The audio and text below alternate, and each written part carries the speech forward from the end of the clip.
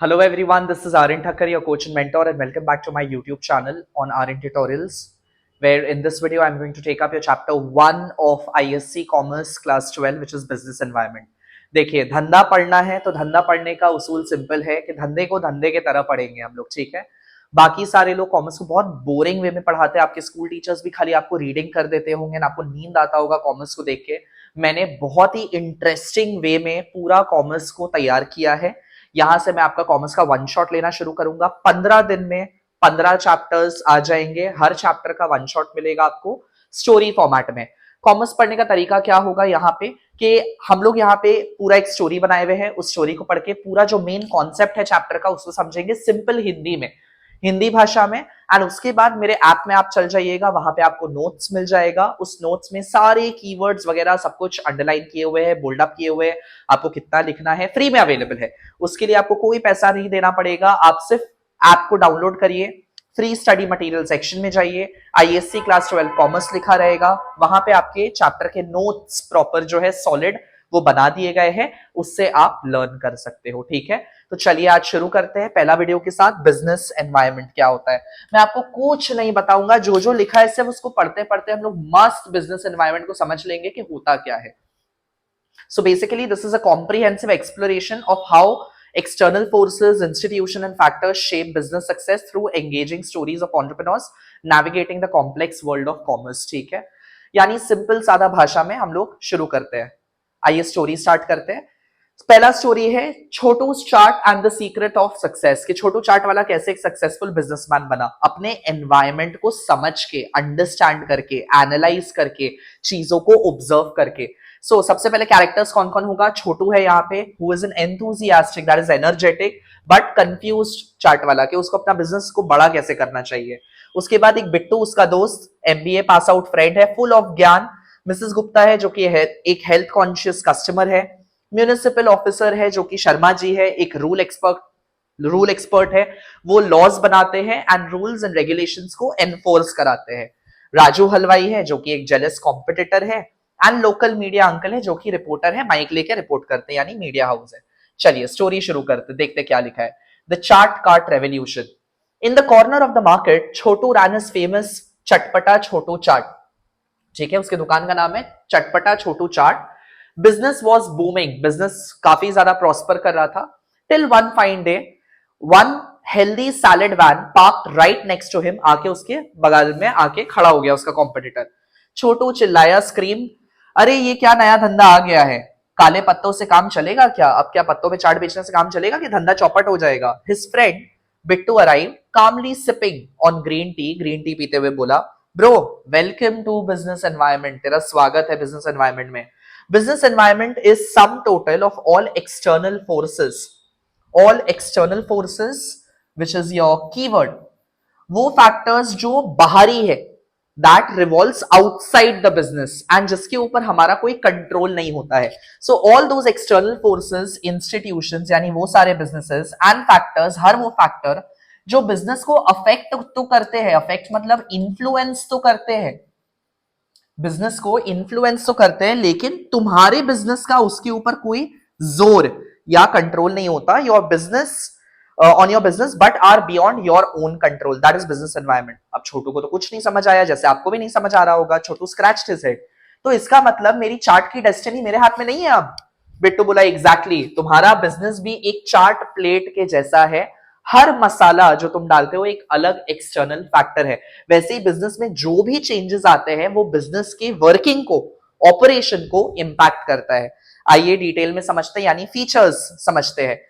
Bittu decided to explain everything in Chhotu style, ठीक है, with examples from the chart stall, यानी हम लोग फीचर्स कवर अप कर रहे हैं बिजनेस एनवायरनमेंट का। पहला is totality of external forces. तेरा बिजनेस सिर्फ टिक्की और टमाटर नहीं भाई, economy, society, politics, law and technology, law और टेक्नोलॉजी सब मिलकर एनवायरनमेंट बनाते हैं। जैसे कि अगर पेट्रोल का दाम बढ़े तो सब्जी महंगी हो जाएगी, जिसकी वजह से चाट का भी रेट बढ़ाना पड़ जाएगा। This is an economic factor. Similarly लोग अगर हेल्दी ऑप्शंस खोजना शुरू कर देंगे, जंक फूड से हट जाएंगे, तो आपको हेल्दी ऑप्शंस इंट्रोड्यूस करना पड़ेगा अपने बिजनेस में। ये हो गया social factor. So there are multiple factors which affects the operation and working of a business environment. So business environment is sum total of all the factors, all those external factor, बाहरी factor जो कि business के operation को affect करते हैं. ठीक है. दूसरा, general and specific forces. General मतलब वो जो सबके बिजनेस को एक समान अफेक्ट करेगा.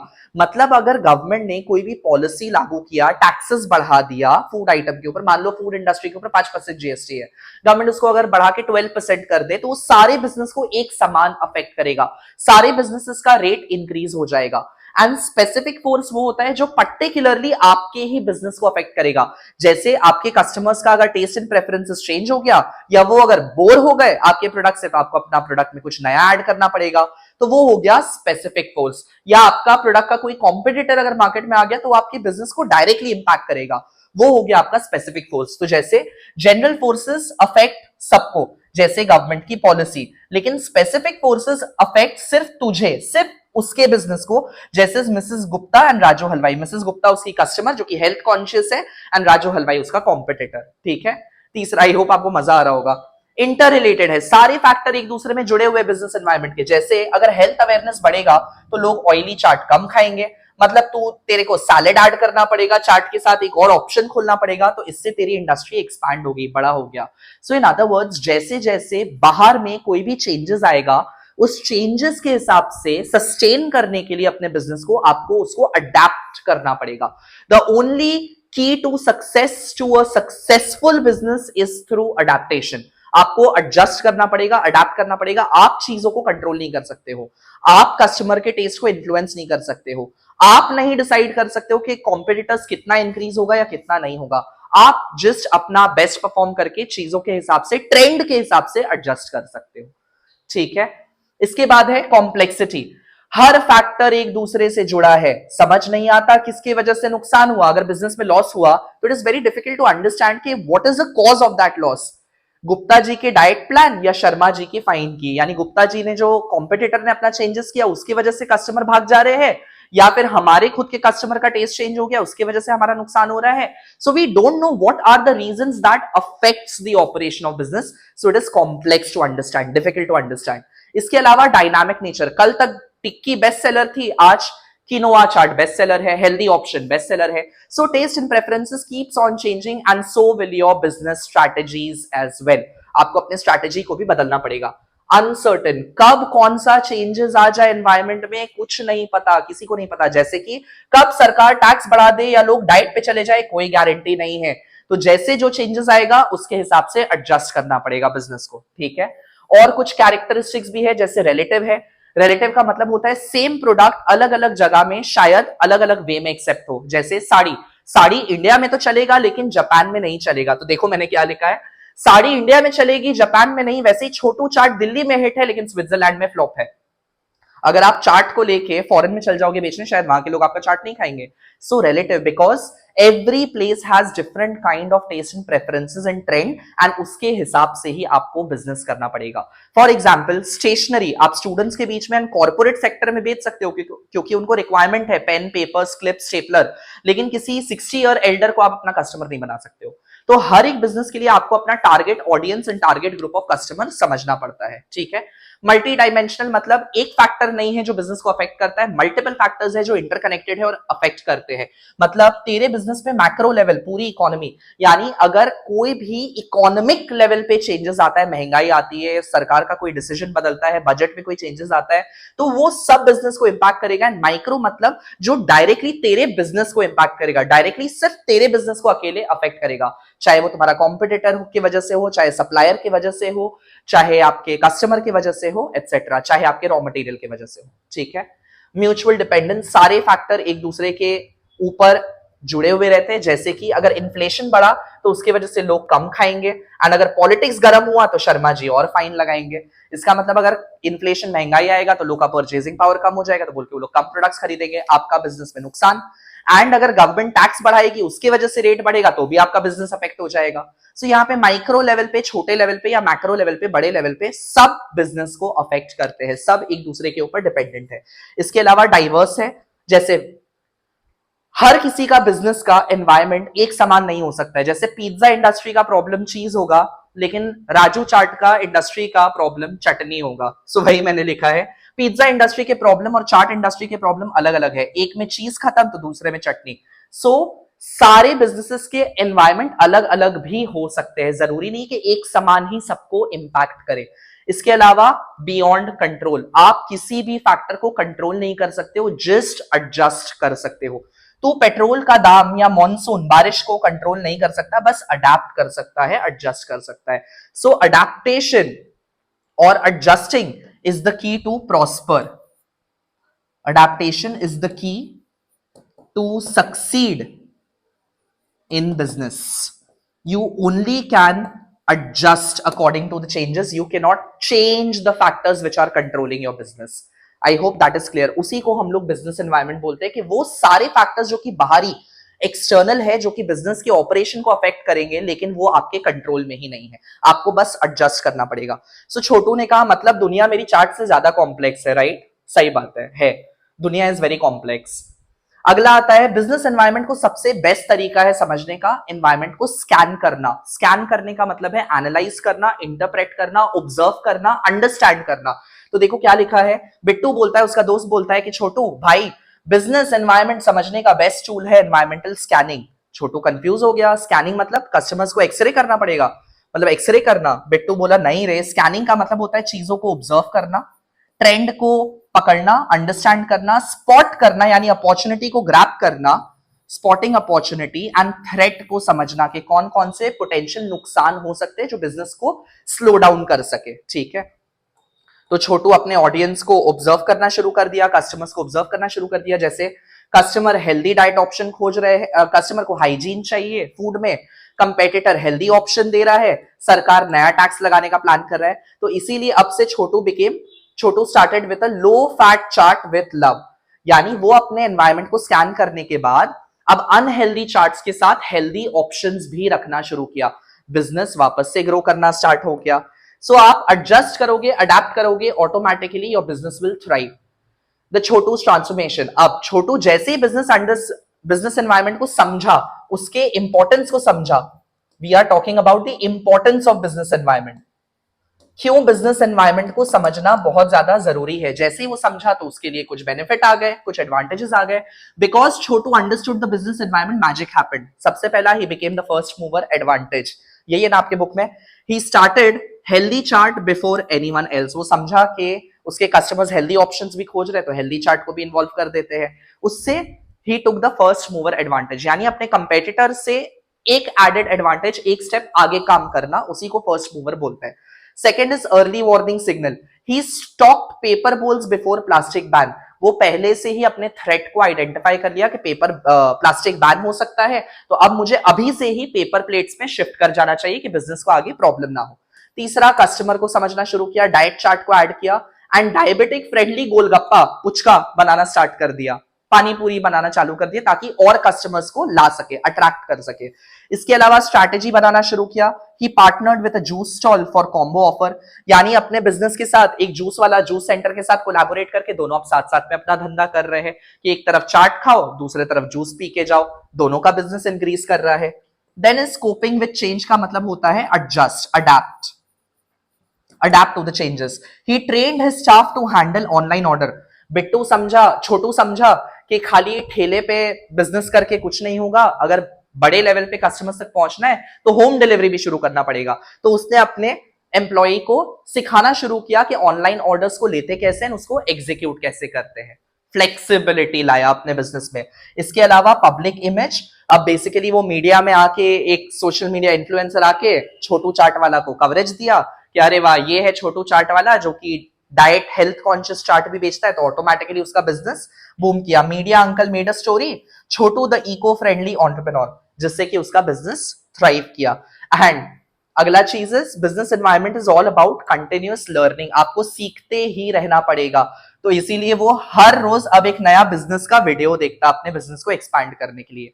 You constantly have to observe, understand, interpret, analyze in order to make sure that your business is never a failed business. That is what he did. ठीक है, moral of the story है, 1 year later Chhotu had a full restaurant named the Chatpata Environment Cafe and he proudly said, अब समझ आया, business environment is like my masala, you cannot control it. So business environment के जो factors है उसको हम लोग control नहीं कर सकते हैं, but you have to mix it right. You have to interrelate, correlate the elements in such a manner that your business is able to adjust to the environment by which it is surrounded. ठीक है? So key learning is that business environment is totality of external forces, sum total of all the factors that affects the operation of business. Dynamic है, dynamic मतलब है it keeps on changing, it is never the same, बदलाव हमेशा आते रहेगा, change is the only constant, परिवर्तन ही, change ही परिवर्तन संसार का नियम है. डायनामिक है, कॉम्प्लेक्स है, डिफिकल्ट टू कॉम्प्रीहेंड है, business environment is difficult to understand, it is only through constant observation and analysing you understand your business. इसके अलावा फैक्टर्स बियॉन्ड योर कंट्रोल है, आप हर एक फैक्टर को कंट्रोल नहीं कर सकते हो, ठीक है. But smart entrepreneurs, they just adapt, they adjust, and they thrive. Thrive means they become successful, they prosper. Environmental scanning helps us to tap the opportunity. It helps us to identify, recognize what are the opportunities in our business, क्या क्या बदलाव हो रहा है, and tap onto it. उसको grab करने में help करता है. And success belongs to those who learn, adjust, and stay alert like छोटू. ठीक है. चलिए बिजनेस एनवायरनमेंट के एलिमेंट्स, फैक्टर्स को बात करते हैं, माइक्रो एंड मैक्रो एनवायरनमेंट. उसके लिए भी एक अलग story. Now Bittu's burger versus the big environment. अब छोटू चाट दुकान वाला तो सक्सेसफुल हो गया, बिट्टू की बारी. बिट्टू को अपना बर्गर जॉइंट खोलना था. So Bittu is basically MBA return, MBA दोस्त उसका, जिसका ड्रीम था बिट्टूज बर्गर पॉइंट खोलने का. पप्पू उसका बेस्ट फ्रेंड भी है और हेल्पर भी है. इन्वेस्टर वर्मा जी है जो मनी माइंडेड अंकल है जो इन्वेस्ट करेंगे उसके बिजनेस में. मिसेस रीतू उसकी हेल्थ कॉन्शियस कस्टमर है. टेकी तानू जो कि जेन जी सोशल मीडिया मैनेजर है. And government officer Sharma ji जो कि रूल बुक्स यानी लॉज एंड ऑर्डर को बनाते हैं, इंप्लीमेंट करते हैं. आइए देखते क्या लिखा है उसका ड्रीम बिट्टू का.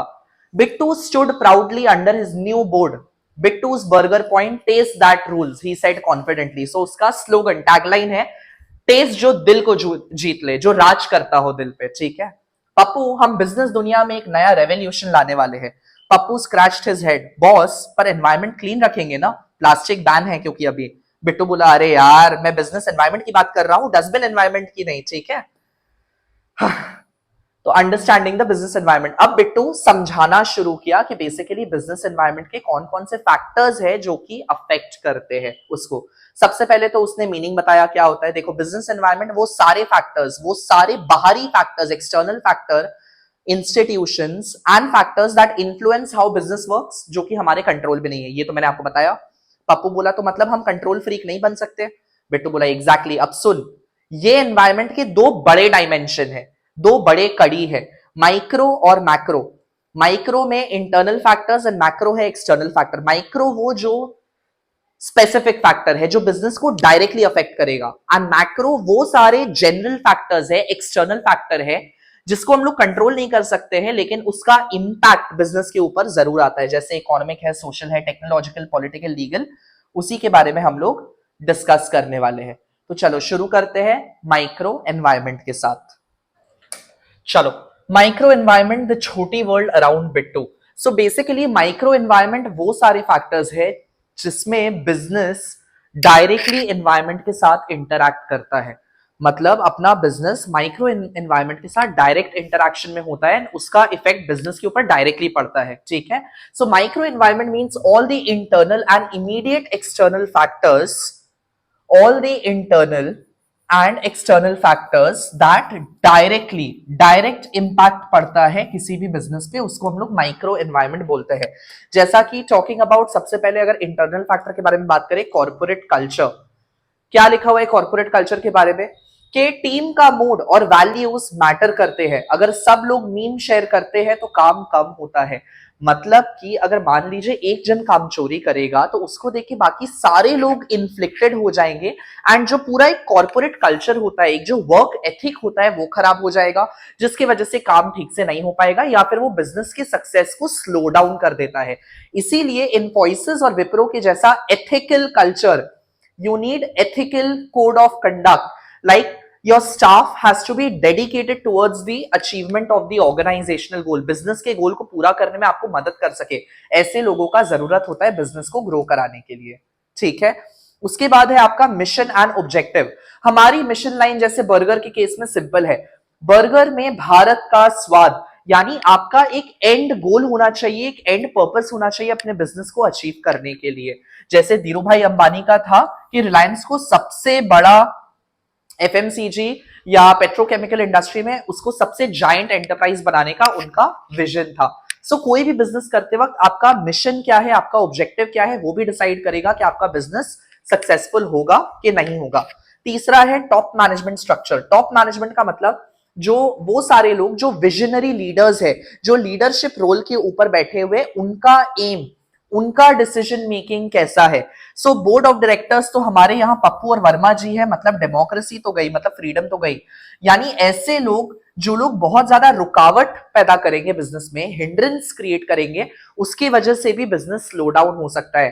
दैट इज वाई आपको ऐसे लोग चाहिए जो लोग quick, prompt, timely decision making ले सके, एट द सेम टाइम किसी भी प्रॉब्लम को हैंडल कर सके। सो डिसीजन मेकिंग और कंट्रोल इसी स्ट्रक्चर पे डिपेंड करता है कि आपके लीडर्स कैसे हैं, यानी आपका टॉप मैनेजमेंट का स्ट्रक्चर कैसा है। इसके अलावा पावर स्ट्रक्चर, यानी लोग में जो अथॉरिटी का डिस्ट्रीब्यूशन है, पावर का डिस्ट्रीब्यूशन है, वो कैसा डिवाइड किया है। जिसके पास ज्यादा पैसा और ज्यादा डेटा है वही किंग है। सो आज के मॉडर्न वर्ल्ड में अगर बात करें, जिसके पास फाइनेंशियल रिसोर्सेज है एंड जिसके पास सबसे ज्यादा डेटा है वो पावरफुल है, उसके पास एक लेवरेज है, एक एडवांटेज है बाकी सारे बिजनेस को आउट परफॉर्म करने का। सो बिजनेस में पावर भी उतना ही मैटर करता है। लाइक सीईओ कौन है, शेयर होल्डर्स कौन है, सबका पावर बैलेंस डिसाइड करता है कि काम कितना फास्ट चलेगा। अगर सीईओ या फिर आपके जो शेयर होल्डर्स है वो लोग हर चीज में रुकावट, क्रिटिसाइज करते हैं, तो फिर वहां पे बिजनेस स्लो डाउन हो सकता है। इसके बाद बिजनेस कितना सक्सेसफुल होगा वो डिपेंड करता है कंपनी का इमेज एंड ब्रांड इक्विटी के ऊपर। अगर लोग कहते हैं, एग्जाम्पल के तौर पे, अगर लोग कहते हैं कि Bittu's burger is equal to taste plus trust, तो इन्वेस्टर्स खुद ब खुद आ जाएंगे। यानी भरोसा, लॉयल्टी होना बहुत ज्यादा जरूरी है आपके बिजनेस के प्रोस्पेरिटी के लिए एंड सक्सेस के लिए। कंपनी का इमेज मैटर करेगा एंड लोग का ट्रस्ट। इसके अलावा जो आपके एम्प्लॉइज एंड स्टाफ, यानी ह्यूमन एंड अदर रिसोर्सेज, अगर स्टाफ मोटिवेटेड है और मार्केटिंग स्ट्रांग है तो कॉम्पिटिटर भी बर्गर में भी केचअप कम लगाएगा। कहने का मतलब यह है कि अगर आप मार्केट लीडर हो एंड आप इन्फ्लुएंस करते हो एंड मार्केट को डोमिनेट करते हो, तो आपका देखा देखी आपके कॉम्पिटिटर्स भी आपको फॉलो जरूर करेंगे। So you have to capture a good share in the market अपने बिजनेस को सक्सेसफुल बनाने के लिए। ठीक है, जैसे टाटा स्टील ने कोऑपरेटिव वर्कफोर्स से मॉडर्नाइजेशन किया, क्योंकि उनके वर्कफोर्स, उनके एम्प्लॉइज काफी ज्यादा सपोर्टिव थे, बोल के टाटा इंडस्ट्री को जब मॉडर्नाइज करना था, अपग्रेड करना था अपने इंडस्ट्री को, उनको ज्यादा प्रॉब्लम नहीं आया, रिलक्टेंस नहीं फेस करना पड़ा अपने एम्प्लॉइज के बिहाफ पे। तो ये सारे हो गए आपके इंटरनल माइक्रो फैक्टर्स जो अंदर से है, जिनके ऊपर बिजनेस का थोड़ा बहुत कंट्रोल है। कंट्रोल नहीं है, देखिए, एक होता है आप खुद से कोऑर्डिनेट करवा सकते हो चीजों को, बट कोऑपरेट करने का जिम्मेदारी वो तो इंसान का खुद का होता है। सो बिजनेस एनवायरनमेंट का इंटरनल फैक्टर्स के साथ भी कुछ ऐसा है, इवन दो ये फैक्टर्स डायरेक्टली इंटरैक्ट करते हैं बिजनेस के साथ, बट इसके ऊपर आपका थोड़ा बहुत जोर चल सकता है, लेकिन बहुत ज्यादा भी नहीं चल सकता है। ठीक है, इसके अलावा अगर एक्सटर्नल माइक्रो फैक्टर्स का बात करें, वो फैक्टर्स जिनके ऊपर बाहर का प्रेशर, मतलब आप एकदम कंट्रोल नहीं कर सकते हो, आप सिर्फ एडजस्ट कर सकते हो उसके चेंजेस आने से। कोई भी चेंजेस आएगा आपको उसके हिसाब से अपने बिजनेस को ढालना पड़ता है। जैसे कि उसमें कस्टमर का टेस्ट एंड प्रेफरेंसेस, सप्लायर जिससे आप रॉ मटेरियल खरीदते हो, कंपेटिटर जो आप ही की तरह कंपीट करते हैं, आप ही की तरह प्रोडक्ट देते हैं, जो आपका डायरेक्ट कॉम्पिटिशन है, बैंक्स है, मीडिया है, गवर्नमेंट है, सब हमारे एनवायरमेंट के पार्ट है, सब हिस्सा है। जैसे कि मिसेस रितु ने बोला टू ऑयली, तो हेल्थ फोकस्ड मेन्यू बनाना पड़ेगा, कस्टमर के हिसाब से गुड्स देना पड़ेगा। सप्लायर ने बोला टोमेटोज महंगा हो गया है, तो प्राइस को चेंज करना पड़ेगा, क्योंकि आपका कॉस्ट ऑफ प्रोडक्शन बढ़ जाएगा। इसके अलावा अगर मीडिया अंकल ने रिव्यू लिख दिया कि बर्गर ओके बट हाइजीन लो, तो उसके हिसाब से पब्लिक इमेज खराब हो जाएगी, तो मतलब हाइजीन के ऊपर भी ध्यान देना पड़ेगा। तो ये सारे फैक्टर्स, इन लोगों का भी ओपिनियन, इन लोगों का भी राय बहुत ज्यादा मैटर करता है बिजनेस डिसीजंस के ऊपर। ठीक है, टॉकिंग अबाउट मैक्रो में कौन कौन आता है? The word macro means broad external forces, बड़े बड़े जो बाहर का प्रेशर, बाहर का फोर्सेस है जो कि हमारे बिजनेस को इनडायरेक्टली अफेक्ट करता है। ये अनकंट्रोलेबल होते हैं, इसके ऊपर हमारा थोड़ा सा भी जोर नहीं चल सकता है। जैसे अगर शुरू करें सबसे पहले इकोनॉमिक एनवायरनमेंट का, फॉर एग्जाम्पल अगर बैंक ने इंटरेस्ट बढ़ा दिया, वो एक इकोनॉमिक फैक्टर है। आपने इकोनॉमिक्स में पढ़ा होगा, इंटरेस्ट रेट के बारे में, सीआरआर के बारे में, एसएलआर के बारे में, बैंक रेट के बारे में, उसी का बात कर रहे हैं हम लोग। इन्फ्लेशन के बारे में, ये सारे एग्रीगेट डिमांड के बारे में, ये सब अपना इकोनॉमिक फैक्टर है। सो जब इंटरेस्ट रेट कम होता है हम लोन लेके सेकंड आउटलेट खोल सकते हैं, पर इन्फ्लेशन बढ़े तो टमाटो केचप भी लग्जरी बन जाता है। ये इकोनॉमिक फैक्टर है, तो उसके हिसाब से एडजस्ट करना पड़ेगा बिजनेस को। So it includes GDP, income level, taxation, market growth etcetera. ये आपके बिजनेस की वर्किंग को अफेक्ट करेगा। सोशल का अगर बात करें तो आजकल के लोग हेल्थ कॉन्शियस है, सब पूछते हैं इज इट वीगन और is it gluten free. So changing lifestyle और डिंक यानी double income, no kid couple की वजह से डिमांड अलग हो गई है, तो उनके हिसाब से प्रोडक्ट बनाना पड़ेगा। ये हो गया आपका सोशल एनवायरनमेंट। टेक्नोलॉजिकल का अगर बात करूं, टेक्नोलॉजी का, तो हमारे बर्गर अब ऑनलाइन भी मिलते हैं thanks to Zomato and Swiggy. तो टेक्नोलॉजिकल एनवायरनमेंट की वजह से भी बिजनेस एक्सपैंड कर पाया या बिजनेस में चेंजेस आया। पहले होता था कि लोग ठेले पे जाके खरीदते थे, अब वही ठेला वाला ऑनलाइन डिलीवरी भी कर देता है।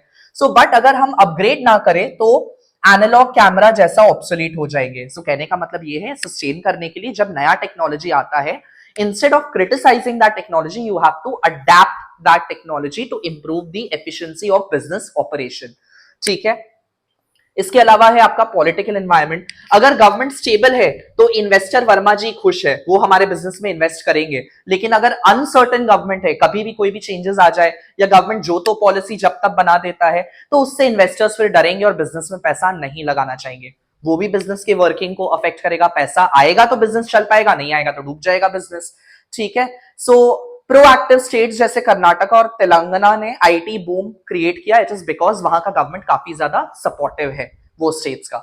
लीगल एनवायरनमेंट का बात करें, अगर शर्मा जी आए और बोले लाइसेंस रिन्यू कराओ नहीं तो स्टॉल बंद कर देंगे, तो जब भी कोई लीगल यानी रूल्स एंड रेगुलेशंस में अगर चेंजेस आता है तो उसके हिसाब से भी बिजनेस को एडजस्ट करना पड़ता है। Strong legal framework fair competition ensure करता है। लॉस जैसे कंज्यूमर प्रोटेक्शन और फॉरेन डायरेक्ट इन्वेस्टमेंट के रिफॉर्म, यानी फॉरेनर्स कितना पैसा इंडिया में आके लगा सकते हैं, उसके रूल्स में अगर कोई चेंजेस आता है, ये डिसाइड करता है कि बिजनेस का फ्यूचर कैसा होगा आगे जाके। ठीक है। चलो, जैसे for example when the environments attack, कैसे environment, next month inflation up होने वाला है तो वो इकोनॉमिक फैक्टर हो गया। फिटनेस का ट्रेंड, कस्टम्स फिटनेस को लेके बिहेवियर इंक्रीज कर रहा है, ट्रेंड बढ़ रहा है तो वो सोशल फैक्टर हो गया। डिलीवरी और ऐप अपडेट्स आ रहे हैं तो वो टेक्नोलॉजिकल हो गया। जीएसटी रूल आ रहा है तो वो लीगल हो गया। तो उस हिसाब से आपको केस स्टडी आ सकता है ना, आपको आइडेंटिफाई करना पड़ेगा कि ये कौन से एनवायरनमेंट को अफेक्ट कर रहा है एंड मे बी उसके कंपोनेंट्स भी लिखने पड़ेंगे आपको। सब मैंने नोट्स में दे दिया है, don't worry. So Bittu cried, Bittu ने कहा सब कुछ चेंज हो गया यार, ये एनवायरनमेंट तो थैनोस निकला। पप्पू सेड वाइजली, बॉस अगर कंट्रोल नहीं कर सकते तो अडेप्ट करो। That is the only thing about business environment कि आपको अडेप्ट करना पड़ेगा चीजों के हिसाब से। ठीक है, अपने आप को ढालना पड़ेगा, आप कंट्रोल नहीं कर पाओगे। सो द कमबैक, उसने क्या रिप्लाई दिया, बिट्टू डिड एनवायरमेंटल स्कैनिंग, उसने एनवायरमेंट को पूरा एनालाइज किया and he identified his threats and opportunity. जैसे कि उसके बर्गर का he started grilled health burger for fitness crowd, that is an opportunity. He started using digital marketing, opportunity.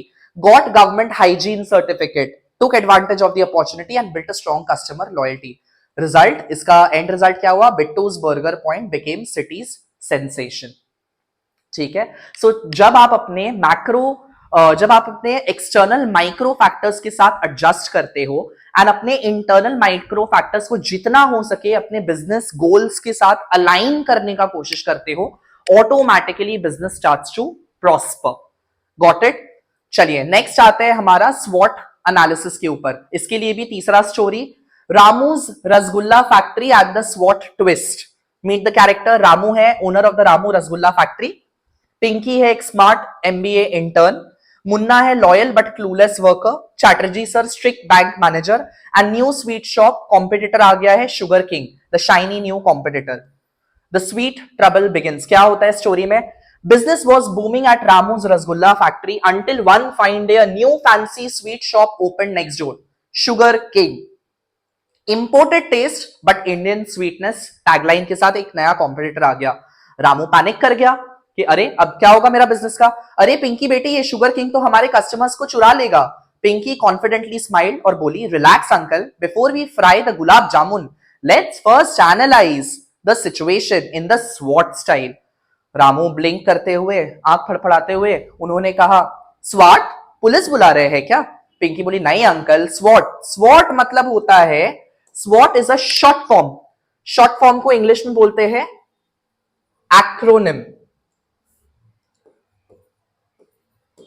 Acronym, ठीक है। Acronym which stands for strength, weakness, opportunity and threat.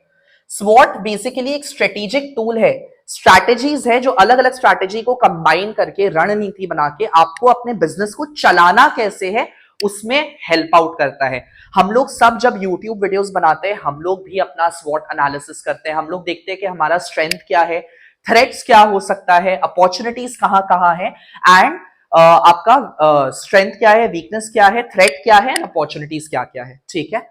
So strategic tool use to understand business environment को समझने में, यानी environmental scanning करने में help करता है। स्वॉट एनालिसिस कोई भी आपका एनवायरमेंटल स्कैनिंग हेल्प करने में, एनालाइज करने में मदद करता है, both two are internal and external factor. जहां पे एस का मतलब क्या होता है, स्ट्रेंथ। स्ट्रेंथ बेसिकली आपके खुद के अंदर के एडवांटेज है, it is the internal, business का खुद का एडवांटेज। तो वही वीकनेस उसका ऑपोजिट, ये अंदर का लिमिटेशन है, ये हिंड्रेंसेस है जो आपके बिजनेस को ऑब्स्ट्रक्ट करता है या रोकता है आपको ग्रो करने से। जैसे Pinky asked, uncle what are we good at, हम लोग सबसे अच्छा किस चीज में?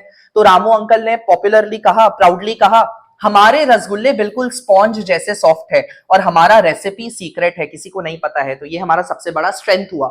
प्लस हमारा स्टाफ लॉयल है और पुराने कस्टमर बेस भी स्ट्रांग है, मतलब वो लोग हमसे ही लेना प्रेफर करते हैं। तो पिंकी इसको नोट करते हुए बोली, एक्सीलेंट, लाइक हिंदुस्तान यूनिलीवर का strong distribution network and local trust is mainly our strength, उनके तरह। उसके बाद अगर वीकनेस का बात करें तो पिंकी ने पूछा, अब हमें बताइए कि हमारा वीकनेस क्या है, now tell me what's not working well. तो रामू बोला कि अरे हमारे पास मॉडर्न पैकेजिंग मशीन नहीं है, तो हमें ठोंगे वोंगे में या प्लास्टिक में पैक करके देना पड़ता है, वो हमारे लिए लिमिटेशन हो गया, हाइजीन इशू, ठीक है। और मुन्ना हर दूसरे दिन चीनी गिरा देता है, यानी वेस्टेज ऑफ रिसोर्सेज, ये हमारा लिमिटेशन हुआ। पिंकी हंसते हुए बोली, okay so that's your weakness uncle, outdated technology एक आपका वीकनेस है, एंड दूसरा लैक ऑफ एफिशिएंसी, यानी आपका मुन्ना ठीक से काम नहीं कर पाता है, ठीक है, वेस्ट कर देता है बहुत सारी चीजों को। अच्छा, फिर उसने पूछा कि हमारे अपॉर्चुनिटी और थ्रेट क्या है। अपॉर्चुनिटी का मतलब वो होता है जो एक्सटर्नल है आपके बिजनेस के लिए, बट मार्केट में एक गैप है, एंड अगर आप उस गैप को टैप करते हो, वहां एंटर कर पाते हो, तो आप अपने बिजनेस को एक्सपैंड कर पाओगे, उसको बोला जाएगा अपॉर्चुनिटी। जैसे राइट नाउ अभी मैं मार्केट का अपॉर्चुनिटी उठा रहा हूं, कोई भी इस तरीके से कॉमर्स नहीं पढ़ाता है, तो मैं आपको स्टोरी वे में पढ़ा के मार्केट को टैप करने का कोशिश कर रहा हूं, that is an opportunity for me, ठीक है। So O stands for opportunity, like external favourable factor, favourable है यानी ये आपके फेवर में है, तो थ्रेट उसका ऑपोजिट हो गया, अनफेवरेबल है, जो आपके लिए खतरा बन सकता है, दैट इज थ्रेट। सो जैसे पिंकी ने पूछा, नाउ लेट्स लुक आउटसाइड, कोई चांस मिल सकता है क्या? रामू थॉट, लोग हेल्दी स्वीट्स ढूंढ रहे हैं, ये सबसे बड़ा चांस है, ये अपॉर्चुनिटी है, हम शुगर फ्री रसगुल्ला लॉन्च कर सकते हैं, so that is an opportunity for the rasgulla business. और ऑनलाइन डिलीवरी भी स्टार्ट कर सकते हैं अपने बिजनेस को एक्सपैंड करने के लिए, तो ये भी हो गया आपके लिए एक अपॉर्चुनिटी। सो अपॉर्चुनिटी का मतलब होता है कि मार्केट को एनालाइज करके, एक्सटर्नल फैक्टर को एनालाइज करके, अपने कॉम्पिटिटर्स वगैरह को देख के देखना कि गैप कहां पे है, एंड उसके हिसाब से मार्केट में उस अपॉर्चुनिटी को ग्रैब करना है, अपने बिजनेस को एक्सपैंड करना, ठीक है। तो पिंकी क्लैप करते हुए बोली, परफेक्ट, ग्लोबलाइजेशन और changing lifestyle are the opportunity, grab them before sugar king does. So basically globalise हो रहा है, बाहर बाहर की दूसरे कंपनियां, नए नए कस्टमर्स आ रहे हैं, इंटीग्रेट हो रहे हैं, एंड लोग का लाइफस्टाइल हैबिट्स भी चेंज हो रहा है, तो इससे पहले आपका कॉम्पिटिटर उसका फायदा उठाए, आप फायदा उठा लीजिए, that is an opportunity for you. जैसे मारुति 800 ने इस चीज को समझा था कि मार्केट में एक mid size budget friendly car होना बहुत ज्यादा जरूरी है, तो उस टाइम पे जब बड़ी बड़ी कंपनियां सिर्फ रिच सेक्शन को टारगेट कर रहे थे, मारुति ने मिडिल क्लास को टारगेट करना शुरू किया, एंड उससे it became a giant company, ठीक है। अब थ्रेट के बारे में बात हुआ, मुन्ना इंटरप्टेड नर्वसली पूछा, आप अपना थ्रेट बताइए। मैडम जी, शुगर किंग का बिलबोर्ड आ गया है, मतलब एडवर्टाइजिंग कर रहा है वो, by one get selfie free, ठीक है, बाय वन, बाय एक प्रोडक्ट एंड एक सेल्फी फ्री मिल जाएगा। पिंकी बोली, and that uncle is your threat, intense competition is your threat, and modern marketing from MNC style brand is your threat. तो Ramu grown यानी irritate होते हुए बोला, ये तो रसगुल्ला वॉर बन गया है। ठीक है, तो अब करने का क्या है, स्वीट स्ट्रैटेजी। पिंकी ने क्या एडवाइस दिया, पिंकी बोली now uncle the trick is simple, आप अपने स्ट्रेंथ को यूज करिए अपॉर्चुनिटी को ग्रैब करने के लिए, और अपने वीकनेसेस को थोड़ा कम करने का कोशिश करिए ताकि आप अपने थ्रेट को मिनिमाइज कर सके। तो रामू नॉड किया और बोला तो मतलब हमें अपने लॉयल कस्टमर और पूरे इंग्रेडिएंट्स का एडवांटेज लेकर शुगर फ्री रसगुल्ला लॉन्च करना है, राइट? पिंकी ने कहा एग्जैक्टली यही होता है स्मार्ट बिजनेस स्ट्रैटेजी। तो बिजनेस स्ट्रैटेजी में बेसिकली आपको अपना स्ट्रेंथ को आइडेंटिफाई करके, अपने वीकनेस को आइडेंटिफाई करके, अपने स्ट्रेंथ को अपॉर्चुनिटी को ग्रैब करने के लिए यूज करना है, एंड जितना हो सके अपने वीकनेसेस को कम करना है ताकि आप अपना थ्रेट्स को कम कर सको या ओवरकम कर पाओ, उसको आउट परफॉर्म कर पाओ अपने कंपेटिटर्स को। और ये था उसका स्वीट कमबैक। 2 महीना बाद रामू चाचा ने बहुत अच्छे से एनालाइज किया अपना स्वॉट एनालिसिस एंड काम करना शुरू किया। So Ramu's sugar free rasgulla आया मार्केट में, became a hit among the fitness lover. Customer return saying old taste new health, वाह स्वाद वही लेकिन नया हेल्दी ऑप्शन के साथ। Sugar king was left scratching his shiny board. Ramu said proudly, Pinky बेटा ये तो स्वॉट तो रसगुल्ले से भी ज्यादा मीठा निकला। So moral of the story क्या है स्वॉट का, कि स्वॉट एनालिसिस हेल्प करता है हमें कि बिजनेस कहां पे है। It helps us to identify where business is standing, both internally and externally. जहां पे strength और weakness basically internal factors है, internal factors है जिसको हमारे कंट्रोल में, जिसको हम लोग चाहे तो अपने हिसाब से एडजस्ट कर सकते हैं, स्ट्रेंथ के ऊपर वर्क कर सकते हैं, वीकनेस को मिनिमाइज कर सकते हैं। बट अपॉर्चुनिटी और थ्रेट एक्सटर्नल फैक्टर है, ये बाहरी फैक्टर है जो हमारे कंट्रोल के बियॉन्ड है। हम जस्ट उसका अपॉर्चुनिटी का लाभ उठा सकते हैं, ग्रैब कर सकते हैं, एंड अपने थ्रेट को जितना हो सके मिनिमाइज करने का कोशिश कर सकते हैं। तो ये हो गया आपका इंटरनल फैक्टर एंड ये हो गया आपका एक्सटर्नल फैक्टर। ठीक है, तो strength and weakness internal factor है within control, opportunity threat external है बियॉन्ड द कंट्रोल। की मॉरल क्या है, मतलब की टेक अवे क्या है हमारा, कि स्ट्रेंथ को यूज करना, एक्सप्लॉइट मतलब यूज करना है। We have to use strength, exploit strength ताकि अपॉर्चुनिटीज को ग्रैब कर सके, एंड अपने वीकनेस को ओवरकम करना है थ्रेट्स को फाइट करने के लिए। इन शॉर्ट सोचो, इन शॉर्ट स्वॉट अपॉर्चुनिटी का मतलब है सोचो, वॉच करो, ऑब्जर्व करो, ट्रांसफॉर्म करो। स्वॉट एनालिसिस, स्ट्रेंथ के लिए सोचो, वीकनेस के लिए वॉच करो, देखो, अपॉर्चुनिटी के लिए ऑब्जर्व करो, एंड थ्रेट के लिए ट्रांसफॉर्म करो। तो ऑटोमेटिकली बिजनेस प्रॉस्पर करना शुरू हो जाएगा। And with this we come to an end of business environment. I hope आपको स्टोरी फॉर्मेट में समझ में आ गया कोर कॉन्सेप्ट्स क्या है। अब आप मस्ट जाइए मेरा नोट्स को फ्री स्टडी मटेरियल सेक्शन से डाउनलोड करिए, आप पढ़िए, मैं आपको गारंटी दे रहा हूं आपको समझ में आ गया होगा। ठीक है, एक तरफ आप नोट्स रखो एंड मैं इसको अपलोड कर देता हूं अपने ऐप में, आप इसको खोलो, स्टोरी पढ़ते जाओ एंड उसका डेफिनेशन फीचर्स पढ़ते जाओ, आपको अपने आप दिमाग में सेट होना शुरू हो जाएगा। I hope you are liking my content, and if you are then please like करिए, शेयर करिए, सब्सक्राइब करिए। इसी से मुझे मोटिवेशन आता है इस टाइप के क्रिएटिव इनोवेटिव तरीके से पढ़ाने का। Till then I will see you in my next video. Take care, keep studying, keep smiling, bye bye.